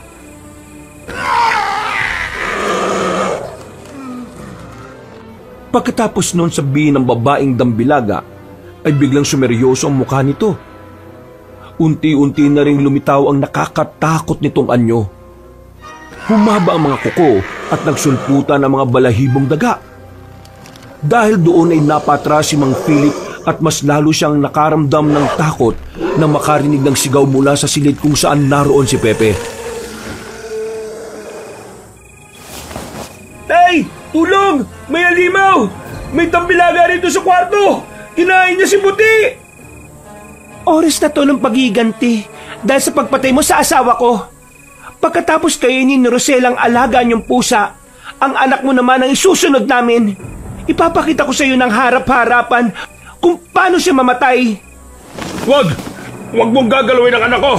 Magkakamatayan tayo! Tay! Tulong!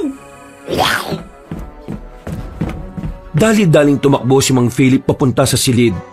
Naabutan niya roon si Pepe na nasa isang sulok habang ang batang dambilaga ay patuloy sa paglantak sa kaawa-awang pusa.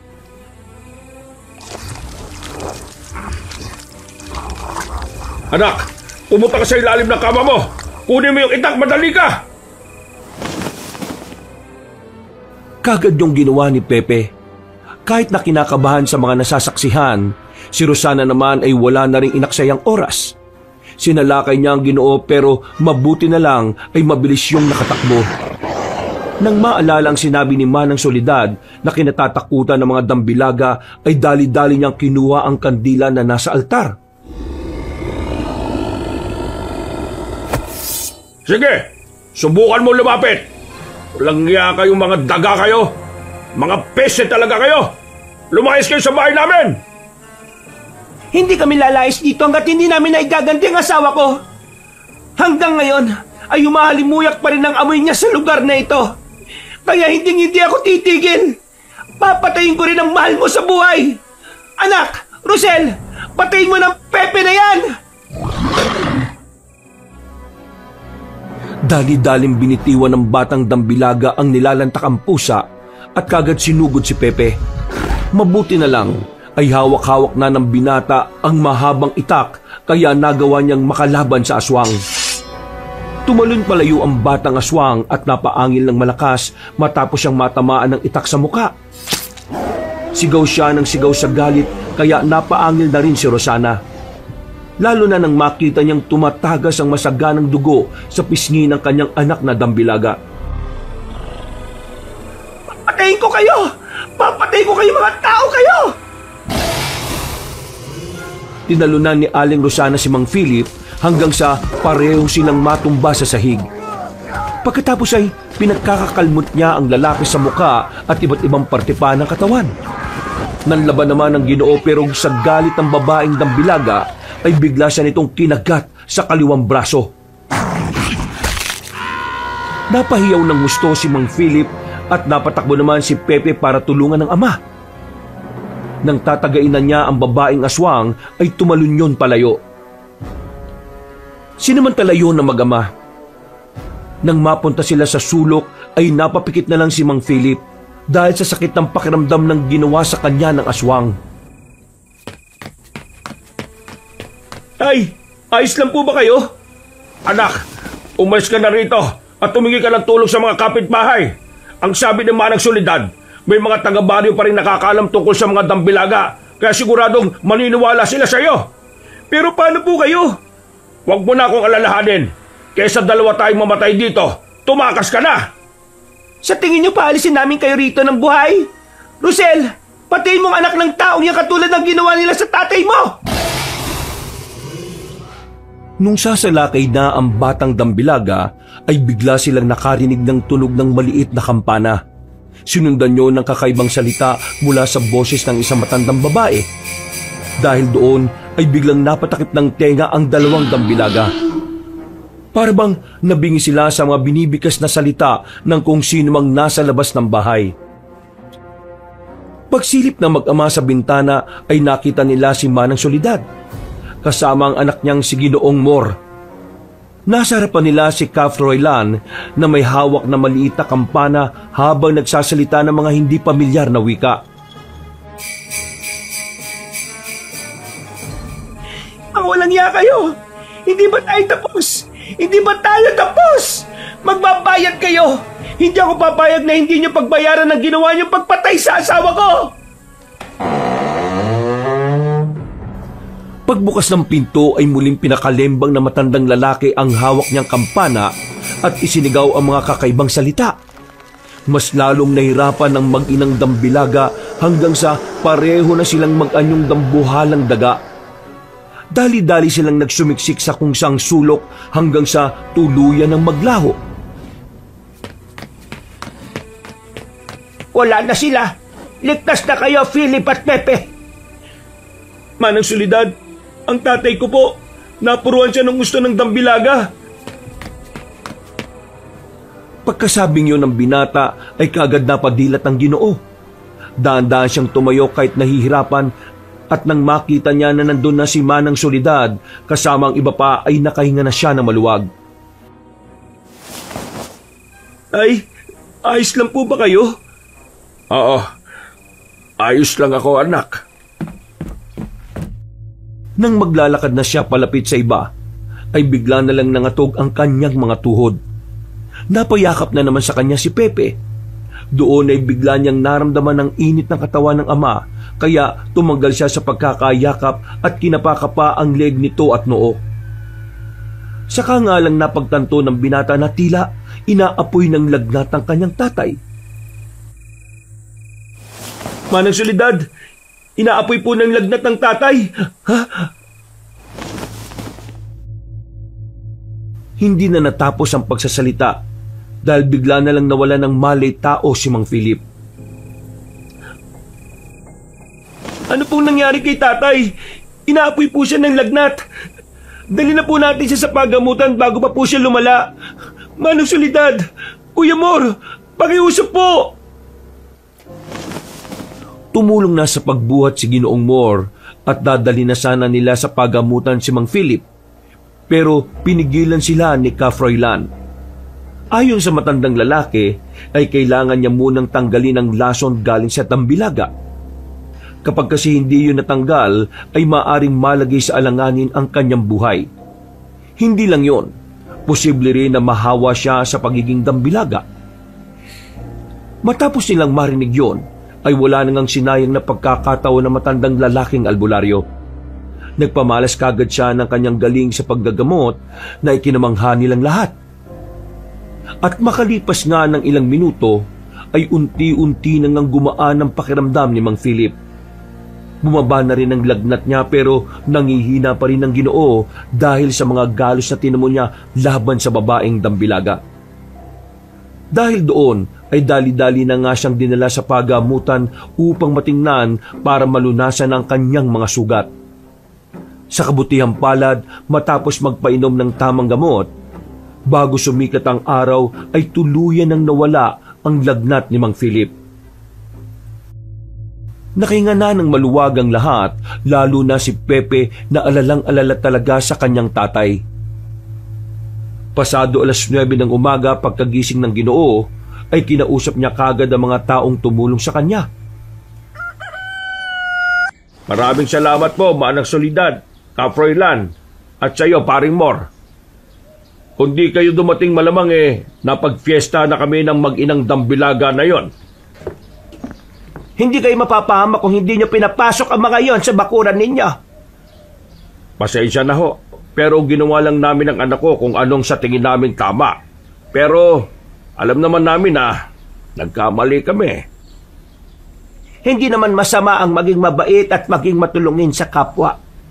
Pero maging matalino rin kayo lalo na sa sitwasyon na meron kayo ngayon. Nag-uusap kami ni Ka Froilan dahil nakatakas ang mag-inang Dambilaga na yon. Siguradong hindi pa rin sila titigil hanggat hindi nakakaganti. Meron naman nung pangontra na ginawa si Ka Froilan laban sa mga yon. Hindi po ba? Alalahanin mong mabuti, may iba ka pang mahal sa buhay na malayo sa iyo ngayon. Dahil nakapasok na ang mag-inang Dambilaga na yun sa bahay ninyo. Siguradong naiwan na rin sa kanila yung mga amoy ng Tatay Salvador at ng kapatid mong si Morris. Nanlaki ang mga mata ni Mang Philip sa kanyang narinig, kaya sinikap niyang bumangon sa higaan. Subalit, pinigil din siya ni Ka Froilan dahil delikado pa rin ang lagay niya sa mga oras na yon. Wala akong pakialam kahit mamatay pa ako o mapahamak. Hindi ako papayag na gawan nila ng masama ang tatay at kapatid ko. Pakiusap, hayaan niyo ako pumunta ron. Manang Soledad. Tay, huwag na po matigas ang ulo niyo. Baka kumapano pa kayo eh. Anak, huwag mo akong pipigilan. Hayaan mo ko. Kailangan ng Lolo Salvador at Tio Morris mo ang tulong. Uminahon lang po muna kayo, Tay. Baka kapag nagpadalos-dalos kayo eh, lalo lang pumalagay sa alanganin ng lahat. Paano ko hihinahon, ha? Yung lolo at tiyo mo, mapapatay sila ng mga Dambilaga. Pakawalan niyo ako dito at hayaan niyo ako.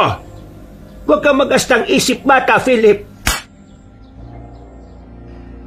Natigilan ng lahat nang marinig at makita ang malakas na sampal ng matandang babae kay Mang Philip. Ilang segundo na walang nakapagsalita at para bang nilamon sila ng matinding katahimikan. Nabasag lang ang katahimikang yon nang pasadyang umubos si Ginoong Mor na sinundan ng pagsipol.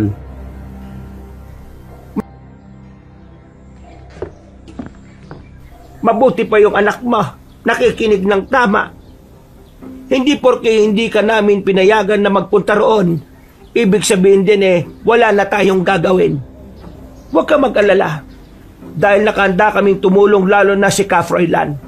Matagal na siyang nakikipaglaban sa mga sinaunang aswang na yan na mga Dambilaga.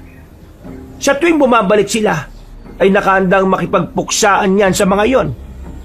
Kaya, huwag kang masyadong mag-alala. Dahil hindi natin hahayaan na may mangyaring masama sa tatay at kapatid mo. Salamat to, Manang Soledad. At pasensya na rin sa inasal ko. Ka Froilan, Paring Mor. Pasensya na rin kung nasampal kita.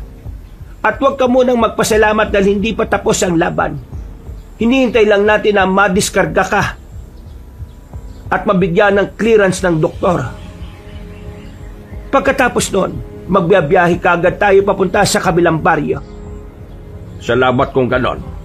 Pero pasensya na ho dahil talaga nag-aalala ho ako eh. Bakit hindi na lang po ako mauna roon sa bahay nila Lolo at Tiyo? Total, meron na rin naman akong pangontrang dala laban sa mga Dambilaga na yon. Ano po sa tingin nyo? Sinunod nga nila ang suwestyon ni Pepe, pero sinamahan siya ng mag-amang Mandy at Mor para na rin masigurong merong laban kahit papano. Sa biyaya ng Diyos ay nakarating nga sila sa kabilang baryo ng matiwasay. Nagulat pa nga si Tio Morris pagkakita sa kanyang pamangkin. Pero katulad ng usapan ay hindi na muna ipinaliwanag ni Pepe ang totoong dahilan ng pagpunta nila sa lugar na yon. Hinihintay muna nilang makarating ang tatay ng binata na siyang magsasabi ng dapat nilang malaman. At sa paglipas ng oras, dumating na nga sila Mang Philip, Manang Soledad at Ka Froilan.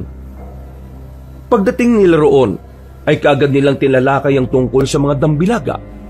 Pasado 3:00 ng hapon ay nagkatipon sila sa sala ng bahay ni Mang Salvador at nagplano na nga. Teka lang, seryoso ba yung mga sinasabi nyo? Pasensya na dahil hindi pa rin ako makapaniwala sa mga naririnig ko eh. Ako man din, Tol. Sa maniwala ka man o sa hindi. Pero hindi pa rin talaga ako makapaniwala. Hanggang ngayon inihiling ko na panaginip lang ang mga to. Para hindi na kayo madamay pa sa nagawa kong pagpatay doon sa Dambilaga. At kung di ko pinatuloy yung mag-inang Dambilaga na yun sa bahay namin hindi sana matutunto ng amoy nyo rito ni tatay. Huwag mo nang sisihin ang sarili mo, kuya.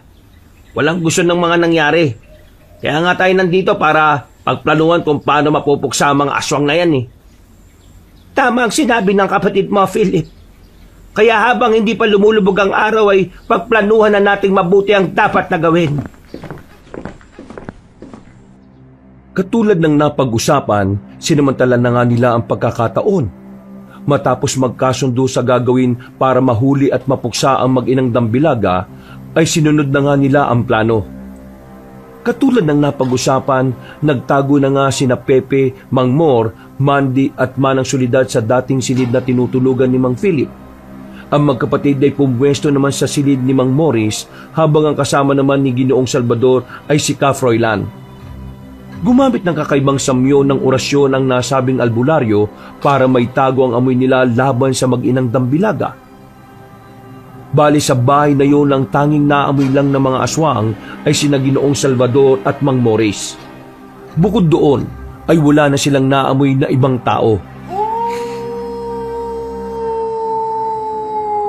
Sumapit na nga ang dilim. Katulad ng mga tipikal na gabi ay nagsimula ng magbadya ang ulan. Mula sa hindi kalayuan ay nakita na nila ang pagguhit ng kidlat dun sa kalangitan at ang dagundong ng kulog. Unti-unti na ring humangin ng malakas, sinyalis na pabuhos na ang nasabing ulan sa langit. Habang magkasama sa silid ang magkapatid, ay hindi nila maiwasang muling magbalik tanaw sa mga nakalipas. Akalain mo yun, kuya? Makakasama pala ulit tayo sa iisang kwarto na matulog. Parang nung mga binata pa tayo ganitong-ganito yun Mas okay pa rin yung mga binata tayo kaysa sa ganito. Nagkasama nga tayo pero sa hindi naman magandang pagkakataon. Yun lang. Pero huwag kang mag-alala dahil magiging maayos din ang lahat. Magtiwala lang tayo. Tama. Pasensya na talaga, Tol. Dahil nadamay pa kayo rito ni tatay. Hayaan mo na yun, kuya. Tumingin na lang tayo sa maganda. Isipin na lang natin na paraan na rin to ng kapalaran para makadalaw kayo ulit dito sa amin ni tatay. Nung umalis din kasi kayo nung nakaraan parang napansin ko na medyo nalungkot ang tatay. Kitang-kita ko yung saya niya lalo na nung madalas silang magkausap ni Pepe. Huwag ka mag-alala. Pagkatapos itong mga to, sigurado ang gagawin na lang namin babalik na rin dito. Total, tanggap ko naman na hindi na babalik sa bahay si Salvacion Sigurado ka na ba dyan, kuya? Oo, buo lang desisyon ko. Sa palagay ko naman, wala nang dahilan para manatili kami ron sa bahay na yon. Gusto kong ilaan ng oras na kasama kayo ni tatay. Total, yun din naman ang gusto ni Pepe. Di ba na lang kung ayaw mo Siyempre, gustong-gusto ko nga kayong nandito Siguradong matutuwa ng gusto si tatay kapag nalaman niya yan.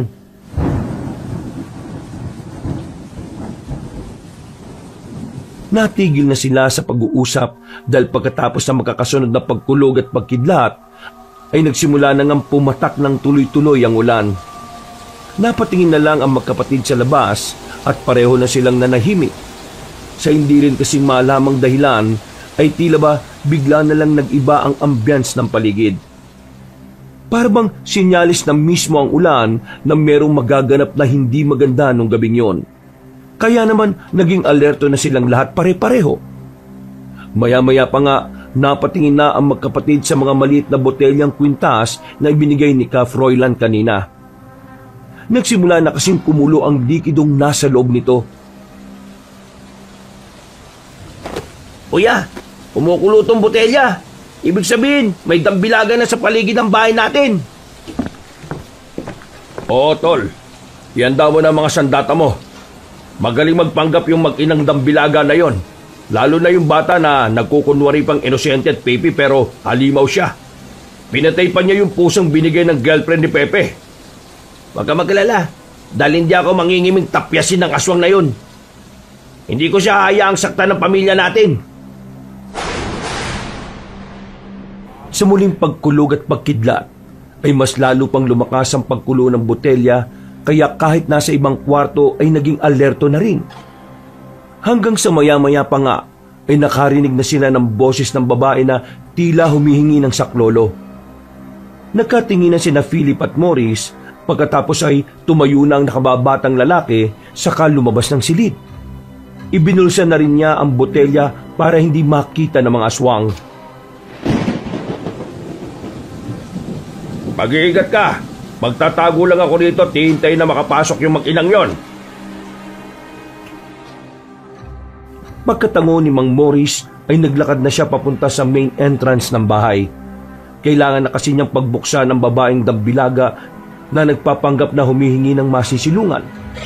Nang mabuksan na nga ang pinto, ay tumambad na nga sa paningin niya si Aling Rosana, kasama ang anak nitong Pipi na si Rosel.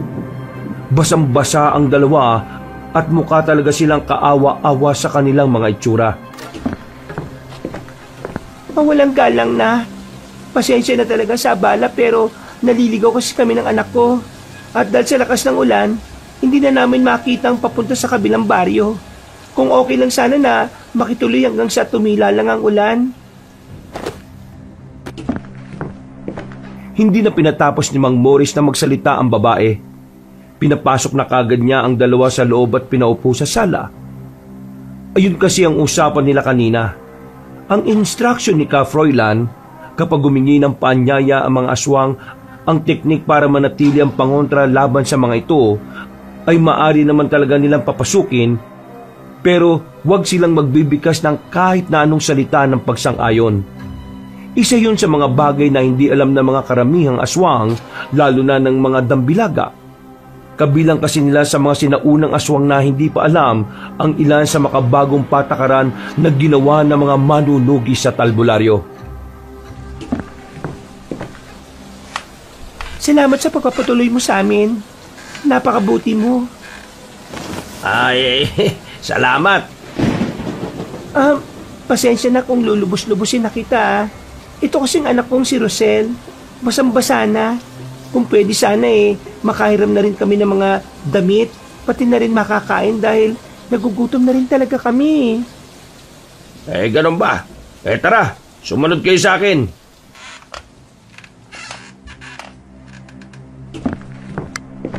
Pagtalikod ni Mang Morris ay nag-iwan ng makahulugang ngiti ang babaeng dambilaga sa pag-aakalang nakaisa na siya. Lingid sa kanya, sa bawat pinto ng mga silid, nakaabang lang sina Mang Philip at ang iba pa para salakayin sila maya-maya sa oras ng hudyat. Pagdating sa kusina ay nakahanda na ang mga pagkain para sa 2 tao, kaya medyo nagtaka si Aling Rosana. Napansin niya rin na may 2 ng tuwalya sa upuan para bang naghihintay na rin talaga sa kanila.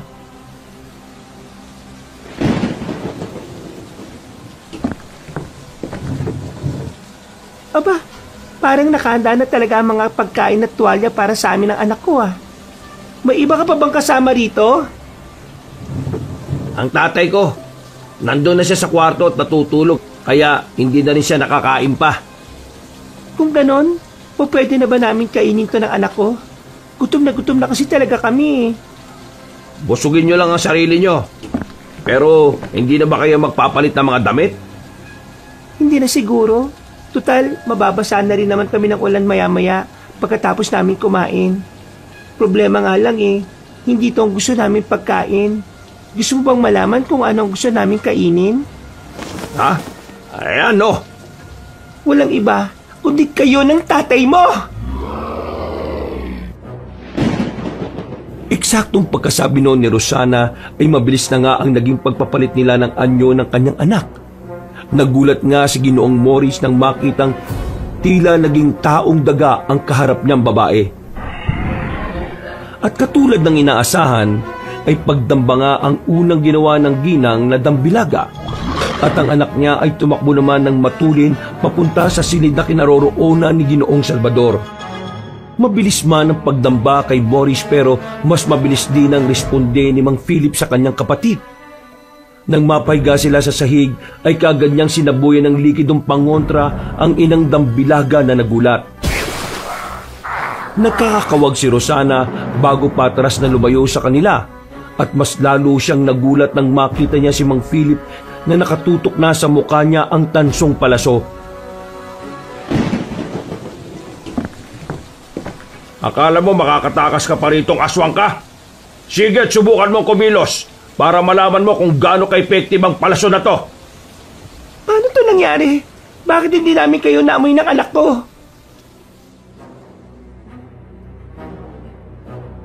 Natigilan na siya nang mula sa silid ni Ginoong Salvador ay nagkakawag at nagsisigaw ang anak niyang Dambilaga. Pagkatapos ay tumalsik yun palabas ng nasabing kwarto. Nang makita ni Rosana ang kinahinatnan ng kanyang anak, ay napasigaw siya sa sobrang galit.